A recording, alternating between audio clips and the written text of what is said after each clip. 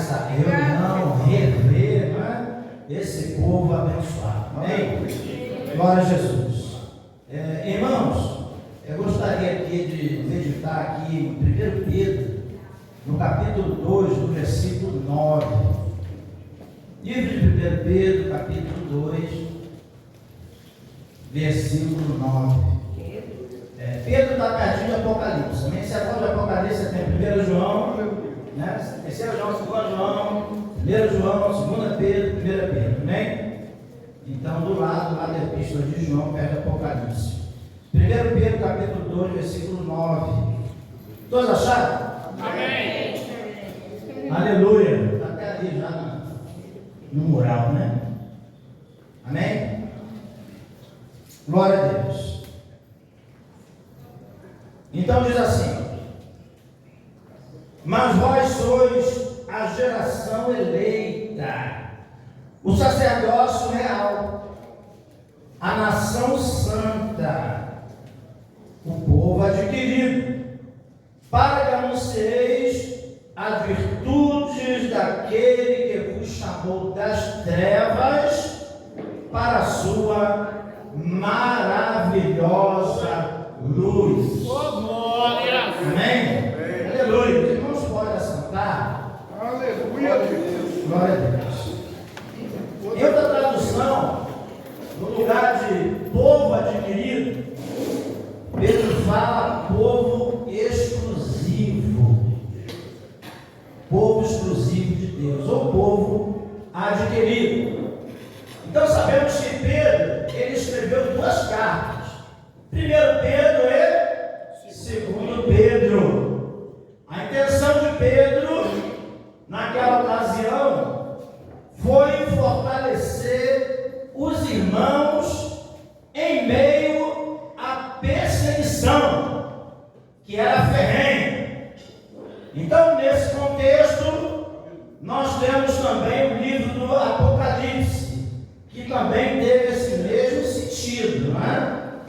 De fortalecer os irmãos, incentivar os irmãos em meio às perseguições. Então, o título aqui para essa mensagem seria o seguinte: quem somos e qual é a nossa missão? Ou reconhecendo a nossa identidade. É claro que no sentido de reconhecer a nossa identidade como cristãos, ok? Então vamos ver aqui o que Deus, vai falar conosco aqui, nesse versículo, né? Então ele começa falando: vós sois mais, né? Então ele vem discorrendo aqui um assunto, falando sobre a perseguição sobre o cristão, que é reprovado por muitos, mas ele vem dizendo: mas vós, mas vocês são pedras vivas, não é? Então, a pedra que acompanha a pedra angular, que se chama Jesus Cristo, amém? Aleluia. Então ele vem falando tudo isso. E depois ele fala que para muitos o Evangelho, Jesus, os cristãos, são como pedra de tropeço. Então, para os desobedientes à palavra, para os perseguidores, para os ímpios, para aqueles que são contra a sã doutrina, que são contra o Evangelho de Cristo, então o Evangelho é uma pedra de tropeço. Num termo popular, que vamos falar que é a pedra no sapato, né? Vamos falar assim, né? É uma pedra no sapato, né? Quando falamos lá de Martinho Lutero, Martinho Lutero, os reformadores, principalmente Martinho Lutero, foi uma pedra de sapato, um sapato lá dos papas da época, né? Com a reforma protestante. Então vamos lá, ele diz assim: geração eleita. Então, quando nós falamos de geração, Nós temos aí falando para Israel, mas ao mesmo tempo também Pedro está fazendo menção da igreja de Deus.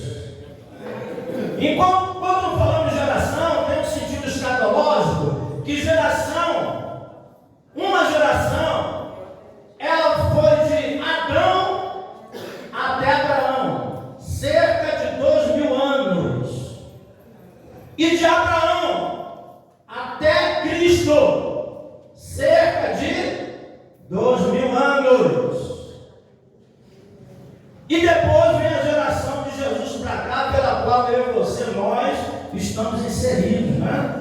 Nessa geração. Então daí veio a confusão de muitos religiosos, muitas seitas, que muitos profetas até profetizaram aí que o mundo acabaria em 2000.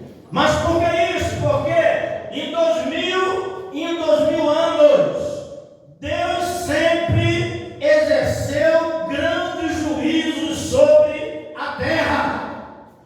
Então daí se achava também que no ano 2000, né, Jesus iria voltar. Jesus iria regressar, seria o juízo dele agora sobre a terra, né? O grande evento que está para acontecer. E nós aí no calendário romano, nosso calendário que segue o romano, nós já estamos aí em 2023 e Jesus até agora, nada. Até agora não voltou. Aleluia. Então tudo bem. E geração também, ela tem muito a ver com a descendência. Vamos lá, por exemplo, em Êxodo 20, né? O Senhor diz assim, ó, eu visito a maldade dos pais dos filhos até a terceira e a quarta geração daqueles que me aborrecem. Porém, eu também uso de misericórdia, de benignidade sobre a todos aqueles que me buscam e guardam a minha palavra. Então, está também um outro sentido, né? Uma outra interpretação do que é geração. Porém, ele está falando aqui, específico, está falando de uma geração eleita. E quem é essa geração eleita? É o povo de Deus. Oh, glória! Aleluia! Que no contexto lá da primeira geração, nós podíamos chamar lá de tempo dos gentios. Então foi o tempo de Adão até Abraão. Por que tempo dos gentios? Por quê? Porque ainda não havia sido levantada a nação de Israel. A nação de Israel foi erguida, levantada através da chamada de Abraão, em Gênesis, no capítulo 12, que todos conhecem, né? Quando Deus falou lá para Abraão, Abraão, sai da tua terra, da tua parenteira, vai para a terra que eu te enviar, não é? E serão benditas as tuas famílias da terra em ti. Quem te abençoar vai ser abençoado, quem te amaldiçoar vai ser amaldiçoado, não é? E tu serás uma bênção, serão benditas todas as famílias da terra em ti, no crente Abraão. Então ali Deus começou a organizar, começou a levantar a nação de Israel. O propósito de Israel, sabemos que Deus levantou a nação de Israel para que o nome dele fosse conhecido em todo o mundo, em todas as nações. Mas sabemos muito bem também que Israel falhou nessa missão, né? Israel falhou. E na falha de Israel, nós somos aí como se enxertados, né? Segundo a Bíblia nos diz, nós fomos enxertados na oliveira verdadeira que é Cristo Jesus. Então, e agora nós temos aí a partir de Abraão até Cristo, nós temos a era ou o tempo dos judeus. Por quê? Porque agora a nação de Israel foi levantada e vimos aí uma série de acontecimentos que se passaram com o povo de Deus, época de escravatura, né, de cativeiro, e depois libertação, e Deus levantando homens, mulheres de Deus, chegou a juízes e tudo mais, depois reis, profetas e tudo, e passou todos aqueles acontecimentos acontecimentos aí que está na Bíblia Sagrada aí, registrado. Então nós temos aí a era dos judeus. Porém, quando Cristo chegou, ele veio agora quebrar esse paradigma, né? Ele veio quebrar esse protocolo daquela divisão que havia, inclusive, dos judeus, dos gentios, aquela discriminação toda. Então Jesus começou a quebrar paradigmas, né? Já começou lá em São João 4, né? Ele lá na beira de um poço conversando com uma mulher. Aquilo ali era uma aberração para os judeus, né? O judeu não podia ficar conversando com mulher só de jeito nenhum. E Jesus ali estava conversando com uma mulher, né? E os discípulos chegaram, né? Pensaram, mas não iam falar nada, iam falar com Jesus. Né? Mas sou médico, você está conversando com uma mulher, né? Se os discípulos falassem isso, mas na mente deles se passou isso, né? Então Jesus começou a evangelizar aquela mulher ali. Ele começou a quebrar paradigmas, não é? Todos conhecem São João 4 ali, quando ela fala do monte. Olha, nossos pais adoraram nesse monte. E o Senhor diz aí que é em Jerusalém que deve se adorar. Fala assim, mulher, a hora é chegada em que nem nesse monte e nem em Jerusalém vocês vão adorar o Pai. Porque os verdadeiros adoradores adoram o Pai, ou adorarão o Pai em espírito e em verdade. Porque o Pai procura aqueles que assim o adoram. Então Deus falou que Ele quer a verdadeira adoração, não é? Se quiser adorar no monte, amém. Se quiser adorar em Jerusalém, amém. Não é? Se quiser adorar no Brasil, amém.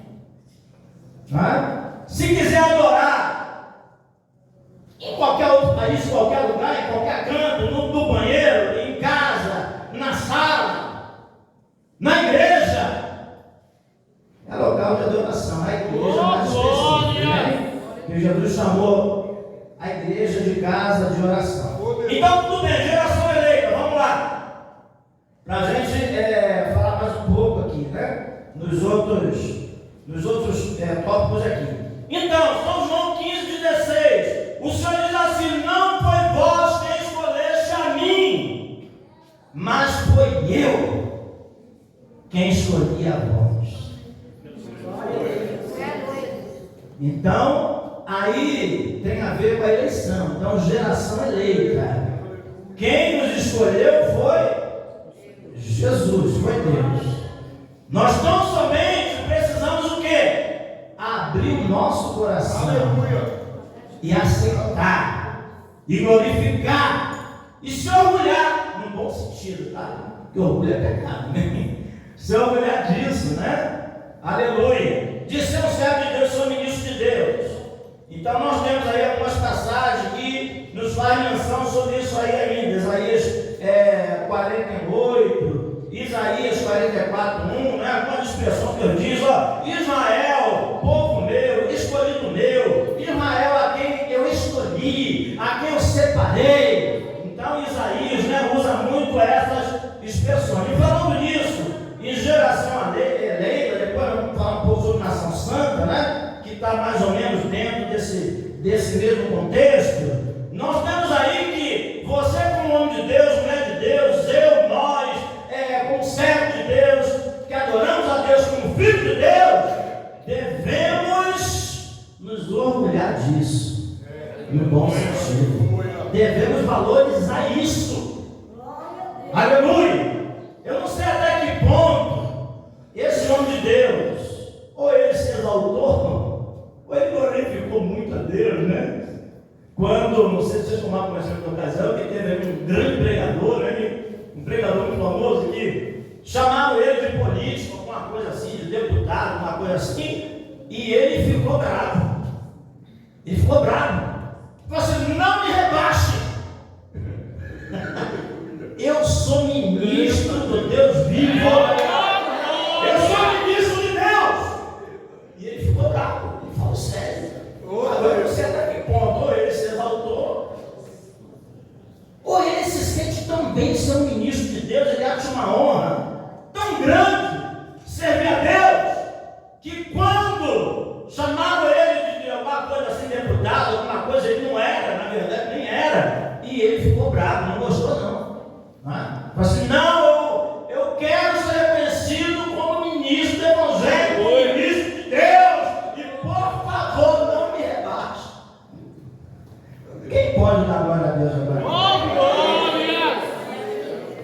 A Bíblia diz que quem quer o episcopado, né, pelo Timóteo 3, excelente obra, deseja, né, ou almeja, né? Aí depois verá os requisitos, né?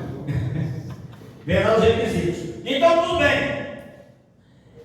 Então, nós temos aí 1 Coríntios, capítulo 10, 32, né? Nos faz aí menção. Nos faz aí menção também. Mas vamos aqui agora, sacerdócio real. Nós sabemos que, à luz da Bíblia, o sacerdote, ele é aquele que apresenta o povo a Deus, ele leva o povo a Deus. E o profeta é aquele que traz Deus para o povo, não é assim? Quem pode dar glória a Deus agora? Então, no sentido, quando você atua como profeta, você está trazendo a palavra de Deus, está trazendo a pregação, o ensinamento de Deus sobre o povo. E a função sacerdotal é levar o povo a Deus. Então o judeu elevava essa questão de sacerdote, né? Sacerdote rei, isso era levado muito a sério, né? Então quem era rei não era sacerdote, não podia exercer a função de sacerdote. E se teimasse, a cobrança era dura. Quem não conhece lá o caso de Uzias, né? Que quis dar nome de sacerdote, a Bíblia diz que 70 homens valentes se levantaram contra ele, né? 70 sacerdotes, né? 80, coisa assim. Se levantaram lá contra o rei Uzias, né? E falou, não é isso que você fazer isso, você não é sacerdote. E ele teimou e foi fazer o sacrifício no templo, né? E o que aconteceu com ele? O que aconteceu com o rei Uzias? Foi ferido de lepra, né? Então isso era levado muito a sério, como diz assim, né? Cada qual no seu quadrado, tem um ditado assim que diz, né? Cada um na sua, uma coisa assim, né? Lá no Rio de Janeiro para falar, cada qual na sua, né? Ou cada qual no seu cada qual. Uma expressão também muito usada lá no Rio de Janeiro. Então vamos lá. Prossegue assim, então, sacerdócio real. Por que a palavra real? Porque se refere ao reino de sacerdotes, que eles chamavam como reino de sacerdotes. Na Bíblia nós vemos muito falar sobre a questão de dinastia, não é? Era muito comum na Bíblia, principalmente no Velho Testamento, eles levaram muito a sério essa questão da família, da descendência, de ir passando para pai, para filho, para neto, bisneto, daí por diante, né? Então isso era levado muito a sério. Daí o compromisso com as famílias, e Deus tinha um propósito nisso, principalmente por quê?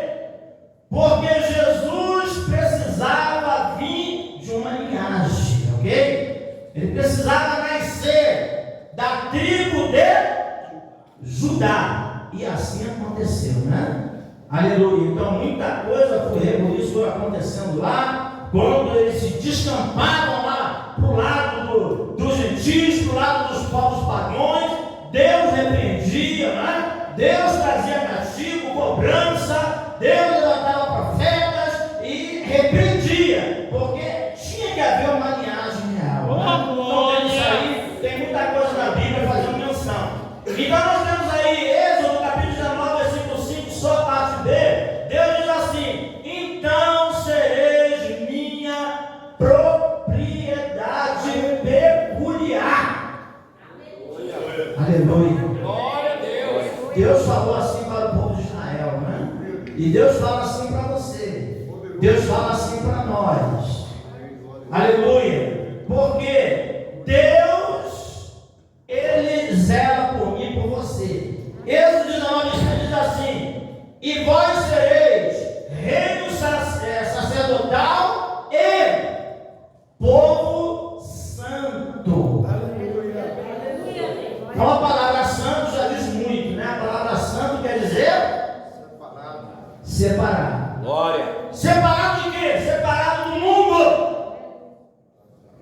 conceito da igreja, né? Ô Jesus, O aleluia. povo, né? A assembleia, né?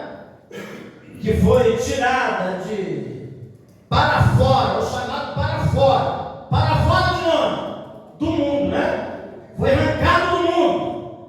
A Bíblia usa umas expressões, né? Em que braço estendido, lá no livro de Êxodo, Número, vai ter o nome lá, né? Deus arrancou com mão forte, né? O povo, né? Lá das garras de Faraó, né? Aleluia. Então assim Deus nos arrancou com mão forte desse mundão. Uns vieram da macumba, outros vieram da prostituição, né? Outros vieram da idolatria, e vieram de uma série de coisas aí, né? Desse mundo velho que está aí. Então por isso eu e você precisamos sim valorizar. Num bom sentido, o homem de Deus lá, o ministro, ele falou certo. Olhando pela coerência bíblica, pelo amor a Deus, pelo reconhecimento do chamado de Deus, ter sido escolhido por Deus, ter sido transformado por Deus, de ser uma nova criatura, viver em novidade de vida, aleluia. Ele falou: não me rebaixa, eu sou ministro de Deus. Oh, glória! Que coisa gloriosa. Você tem valorizado o teu chamado? Amém. Glória a Deus. Será que eu tenho valorizado o meu chamado? Glória a Deus! Tu és poderoso demais. Aleluia. Quem nós somos? Qual é a nossa missão? Então, peculiar quer dizer uma coisa específica, uma coisa especial. Aleluia. Então é assim que Deus nos chama, assim que Deus chama o seu povo, ok? Então vamos lá, né? Aleluia. Nação santa. Ele continua dizendo: ó, eu sou geração eleita, sacerdócio real, nação santa. Quando eu digo adjetivo bom, né? Olha como é que Deus tem nós, né? Tem eu, tem você, né? Olha quanta coisa boa que Deus nos chama, né? Escolher a Bíblia, né?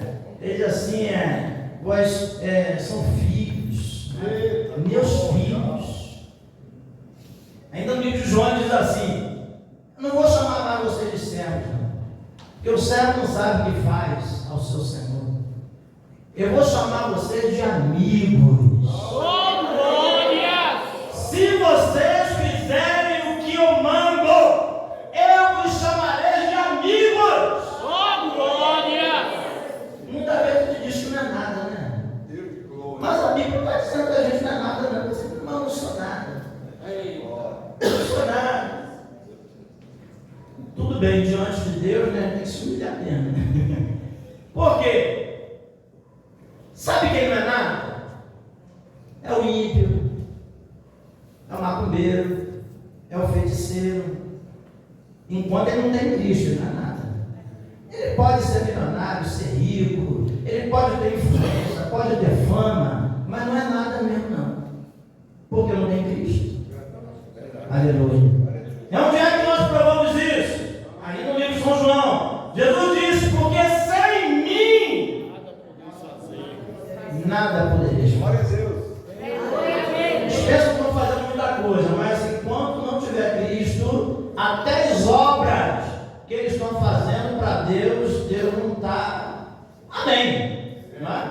Nos permite lá que eles façam, pode até usar isso para fazer, mas Jesus disse: sem mim, vocês não são nada. Aleluia. Sem mim, vocês não podem fazer nada. Porque eles nem reconhecem a Deus, que é Deus que está dando sustento, é Deus que está dando fôlego de vida. Jesus. Deus é tão bom porque Ele é bom até para quem é mau. Deus é bom até para quem é ruim. Coisa interessante, né? Deus, tu és poderoso demais. Aleluia. A Bíblia diz que Deus é tão bom que faz com que o sol se levante sobre justos e injustos, e a chuva desça sobre santos e pecadores. É a bondade dele. Aleluia. Mas para reconhecer isso, aleluia, a gente precisa ser humilde diante de Deus, né? Nos humilhar diante de Deus. Aleluia. Aí ele vai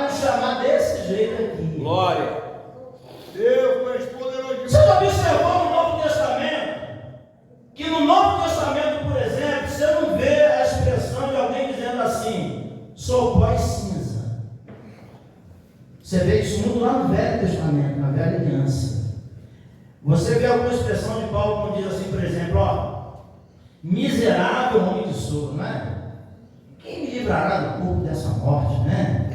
Esse corpo mortal. Você vê algumas expressões isoladas de alguns apóstolos usando essas expressões, né? E segundo alguns intérpretes, estudiosos da Bíblia, essas interpretações, como elas estão isoladas, não podem ser levadas como doutrina. Porque a gente pega versículo isolado e quer aplicar. E aí a gente vai amarrar com um bocado de versículo na Bíblia que vai bater de frente com aquilo que a gente falou.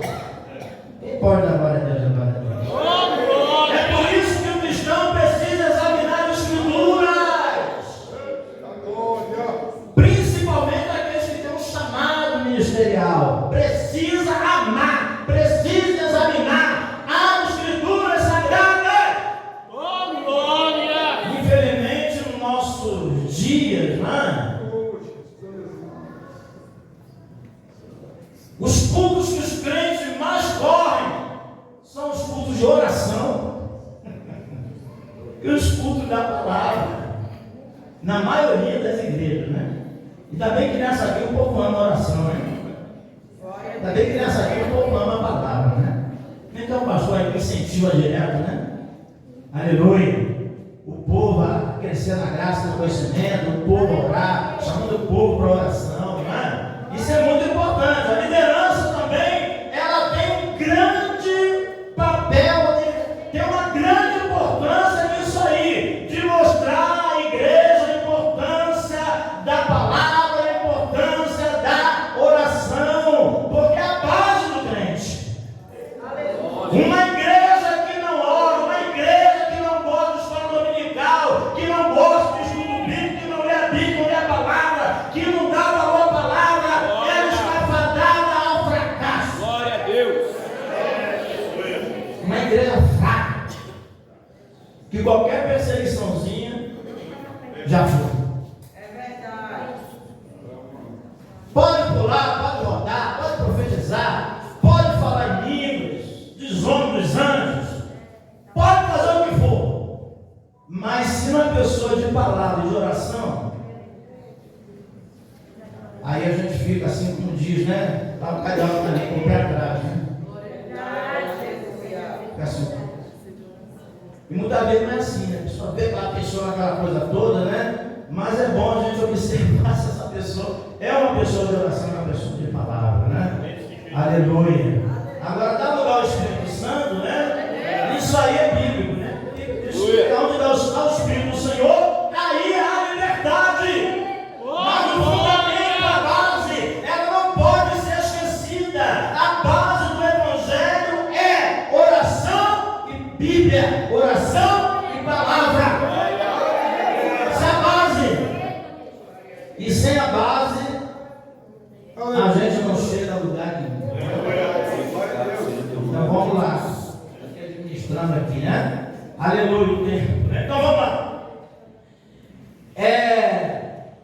Aqui então, ele diz o seguinte: vós sois sacerdócio real. E depois ele prossegue dizendo ainda: nação santa. Então, ele falou para o povo de Israel, né? Nós falamos aqui sobre a era dos gentios, dos judeus, né? E agora a era da igreja. Então agora se juntou, agora se uniu o Israel e os gentios, que somos nós, não é? Que agora somos igrejas. Que inclusive existe uma analogia sobre a cruz de Cristo, né? Vertical e horizontal. Então ali é como se aquelas madeiras ali simbolizassem a união de gentios e judeus. Isso está lá no livro de Gálatas. Gálatas fala muito sobre isso, né? Porque hoje a igreja é formada pelos gentios e pelos judeus. Tá? Então Deus tem promessa aos judeus, tem promessa a Israel? Tem. Só que nós não podemos idolatrar Ismael, ok? A Bíblia diz que ainda que o número dos filhos de Israel fosse como a areia do mar, somente o remanescente será salvo. Ou seria salvo. Então o que Deus está dizendo com isso? Que eles têm que reconhecer Cristo, viu? Aleluia. Eles têm que reconhecer. Tá? Então Jesus está chamando nação santa. Inclusive a grande tribulação. Qual o primeiro propósito da grande tribulação? Quando vai ocorrer a grande tribulação?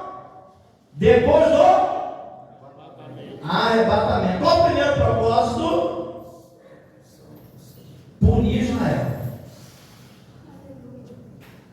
Fazer com que Israel reconheça o Messias. Então eles vão pagar o preço com o falso Messias, né? Com o anticristo, ok? Isso é só uma passada para a gente ter uma ideia aqui, né? Mas para não fugir aqui, não entrar em outro tema aqui, ok? Então vamos lá. Nós temos como nação santa um povo separado, um povo escolhido, um povo diferente. A Bíblia diz em Filipenses lá 2,15, para que sejais irrepreensíveis e sinceros, e que sejam como astros no mundo, como astros. Poderoso Deus. Então nós vemos aí a nossa responsabilidade em falar esse nome, em dizer que somos povo de Deus, que somos homens de Deus, que somos mulheres de Deus. É claro que também não vamos exagerar, não vamos temer, né? Porque a Bíblia também diz que Deus não dá espírito de temor e nem de covardia.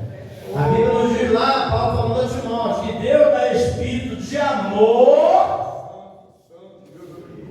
de paz, de mansidão, né? De paz e de moderação, né? Então, crente não tem que andar assustado por nada, né? Apavorado, com medo, não é? Porque o medo, ele não provém de Deus, né? E o medo, ele acaba nos restringindo, atrapalhando a nossa vida. A pessoa, claro, com um pouquinho de medo, rapidamente eu posso falar sobre isso, um pouquinho de medo é necessário, tá? Um pouquinho de medo não quer dizer que é covarde, que é medroso, não, é prudente, não é? Você vê o perigo, você sai dele, não é? Você pode ser, você sabe, né? Você já leu o provérbio assim, ó, o avisado vê o mal e se esconde.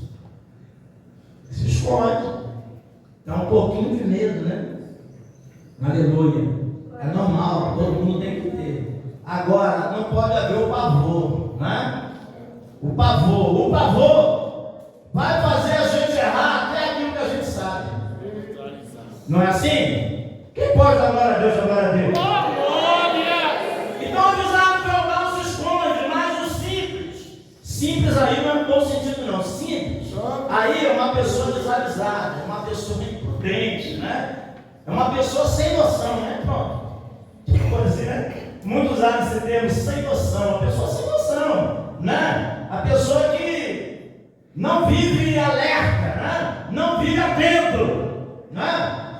Não vive atento. Então vai passar e vai sofrer a pena, não é? Por quê? Por causa da simplicidade, né? Então, simplicidade aí no mau sentido, ok? Quem pode dar glória a Deus, glória a Deus?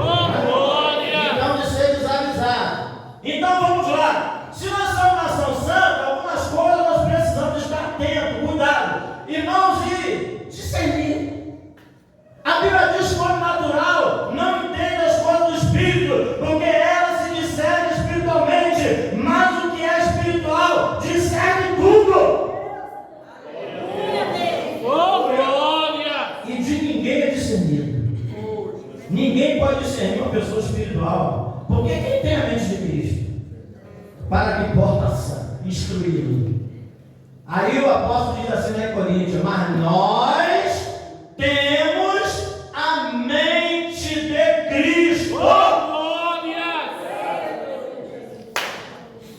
estava conversando ali, o pastor falando sobre mensagem subliminar, né? Mensagem de hino. Eu fiquei assim, porque eu tinha alguns hinos que eu não tinha percebido, não. O pastor ali nos conversando aí, estava divertindo. O Fabrício também falou ali alguns hinos. Eu falei, mas sabe que alguns hinos desses eu não tinha nem percebido que tinha mensagem subliminar? Irmãos, existe mensagem subliminar em hinos, em palavras, em pregações, não é? Em ensinos. Mas é por isso que precisamos nos encher do Espírito. E precisamos nos encher do conhecimento. Vamos crescer na graça do conhecimento do nosso Senhor Jesus Cristo. 1 Pedro 3,18, não é? Então, alguns têm que ter mensagem subliminar. Você tem uma coisa rapidamente aqui? Vamos lá, começar lá pelo mundo. Pelo mundo não, pelo mundo e a nação, né? Hino nacional. Hino nacional é bonito, né? É ou não é? Eu acho bonito, né? Eu saí do exército, por exemplo.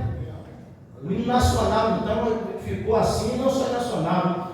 Era uma coisa tão assim no exército que aqueles hinos até hoje, eu sempre ficar cantando ele, mas na minha mente eu sei, até hoje. Hino da bandeira, hino da independência. Eu pode até acabar com a letra, mas se eu ouvir um pouquinho, eu já pego a letra logo, tanto aqui, eu fiquei entranhado. Né? O exército, pelo menos antigamente, né, ensinava a gente a ser patriota, né? Amar a nação, né? Isso é um lado bom da coisa, né? É um bom lado, né? Amar o país, amar a nação. Agora só não podemos idolatrar, né? Então já vamos começar por aqui. Hino nacional. Ó, pátria amada, idolatrada, salve, salve, idolatrada.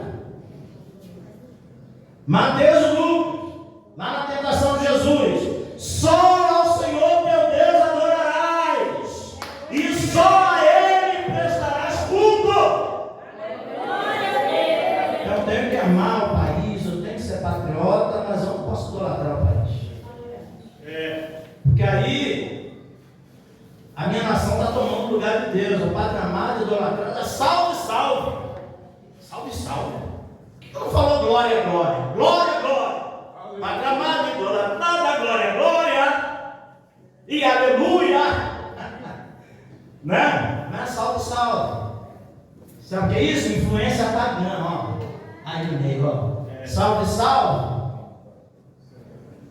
Eu não convivi no mundo em coisas de macumbaria, essas coisas assim. Na prática eu não conheço muita coisa, mas Deus me fez enxergar algumas coisas, né? Algumas coisas eu fez enxergar. Essa expressão salve, salve, aí é a expressão de um bando e de um nobreza, sabia? Saudação.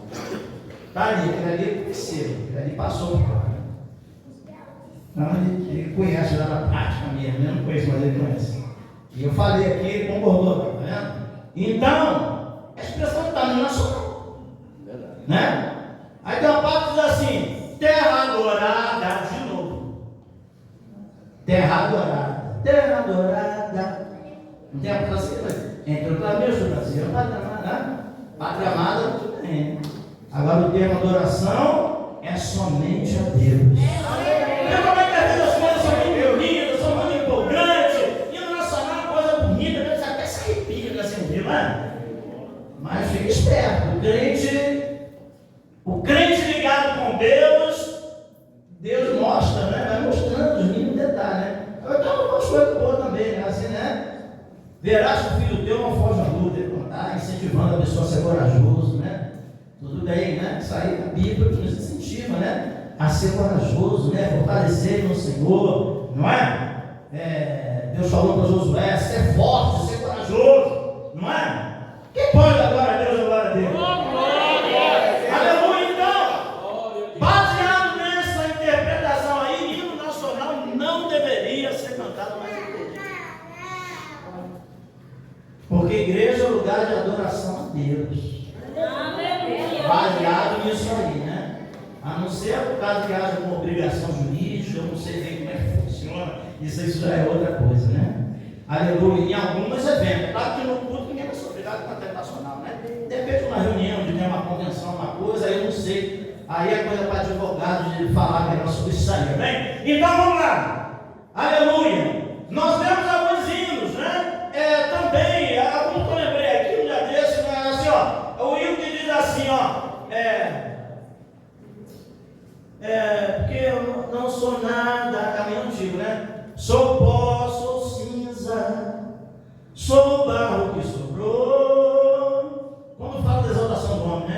Mas o homem não entende a vontade de Deus. Um dia até pensa lá para o céu.